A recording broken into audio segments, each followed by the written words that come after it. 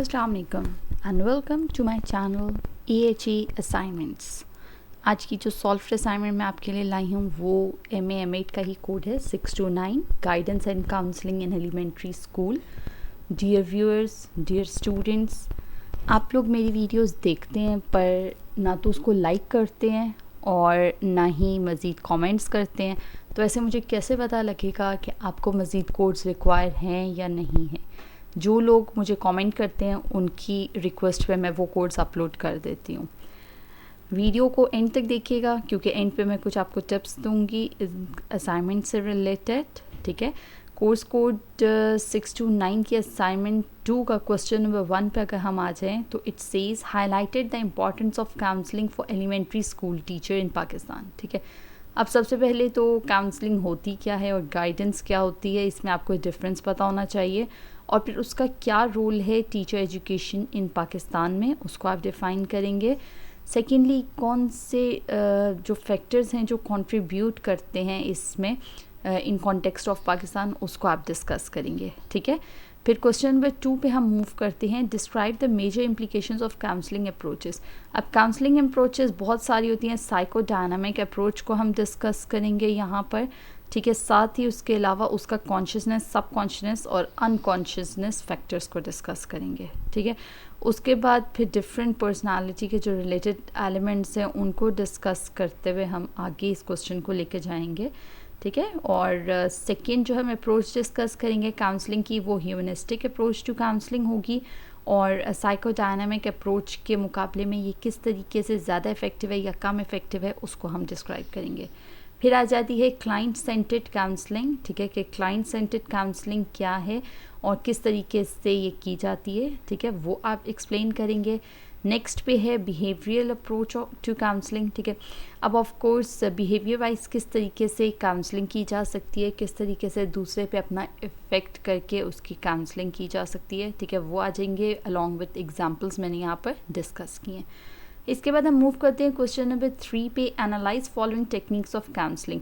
अब different techniques दी हुई हैं, ठीक है, जिनको आपने एनालाइज करना है अकॉर्डिंगली, और उसमें आपने डेफिनेशंस भी उनकी एक्सप्लेन करनी है। साथ में आप चाहें तो इसको फीचर्स इसके देकर और फिर आप एक्सप्लेन कर सकते हैं कि किस तरीके से ये इफ़ेक्टिव है, ठीक है।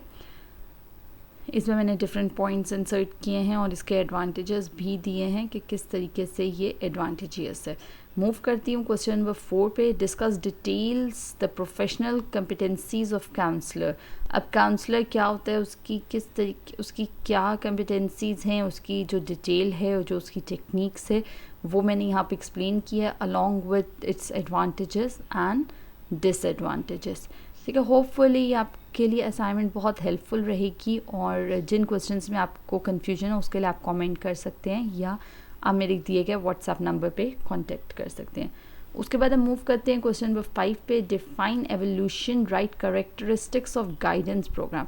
अब सबसे पहले तो एवोल्यूशन को आप डिफ़ाइन करेंगे, ठीक है, और किस तरीके से वो इफ़ेक्टिव है उसको आप डिफ़ाइन करेंगे। यहाँ पर मैंने एक शॉर्ट सा डेमो दिया है कि हमें एवोल्यूशंस क्यों कंडक्ट करनी चाहिए उससे रिलेटेड, ठीक है, और उसी से रिलेटेड टाइप्स ऑफ एवोल्यूशन और उनके पर्पसेस का एक टैबुलर फॉर्म में शॉर्ट सी डिस्क्रिप्शन मैंने यहाँ मेंशन कर दी है।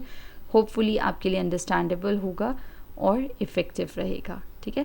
उसके बाद इस क्वेश्चन का जो सेकेंड पार्ट है हम उसकी तरफ आएंगे। पहले ये आप देख सकते हैं यहाँ पर मैंने टेबल की हेल्प से इसको एक्सप्लेन किया है, ठीक है, और उसके बाद एक एग्जाम्पल दी है यहाँ पर, ठीक है।